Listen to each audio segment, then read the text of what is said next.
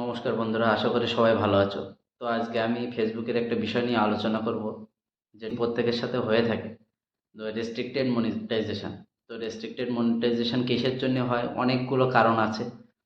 Unoriginal content, বিভিন্ন কারণে issue আসতে পারে। আমি আলোচনা করব যে বিষয়টি, সেটা হচ্ছে প্রিসেন্স নট এস্টাবলিশড।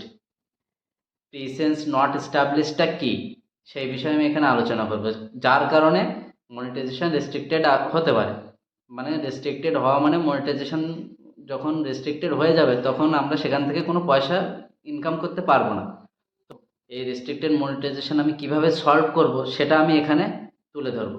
আজকের এই ভিডিওয়ে আমি এই রেস্ট্রিক্টেড মনিটাইজেশনের যে বিষয়টা, সেটা প্রিসেন্স নট এস্টাবলিশ যে বিষয়টা, যার জন্য রেস্ট্রিক্টেড মনিটাইজেশন দেখায়, সেটা আমি কিভাবে সলভ করতে হয় সেটা আমি এখানে আলোচনা করব। তার জন্য আমি সেই বিষয়টা নিয়ে এখানে আলোচনা করব। তো তোমরা দেখতে থাকো। অবশ্যই ভিডিওটি ভালো লাগলে সাবস্ক্রাইব করে দিও চ্যানেলটি, এবং আমার পেজ থেকে তোমরা অবশ্যই ফলো করে দিও। তো ঠিক আছে, দেখো কিভাবে কি করি। এখানে আমি ফেসবুকে চলে আসলাম। ফেসবুকে আমি লোগোতে ক্লিক করলাম। লোগোতে ক্লিক করার পর দেখো আমাকে এখানে ফেসটা দেখিয়ে দিল। তো আমি এখানে প্রফেশনাল ড্যাশবোর্ডে ক্লিক করব। তো ক্লিক করার পর আমাকে নিচে চলে যেতে হবে, এবং আমার এই পেজ রিকমেন্ডেশনে আমি ক্লিক করব। ক্লিক করার পরে এখানে দেখো দেখা যাচ্ছে পেজ স্ট্যাটাস। তো পেজ স্ট্যাটাসে আমি ক্লিক করলাম। পেজ স্ট্যাটাসে ক্লিক করার পর আমাকে এখানে দেখো দেখিয়ে দিয়েছে রেস্ট্রিক্টেড মনিটাইজেশন। তো রেস্ট্রিক্টেড মনিটাইজেশন কিসের জন্য হলো, সেটার জন্য আমাকে এর ভিতরে ক্লিক করতে হবে।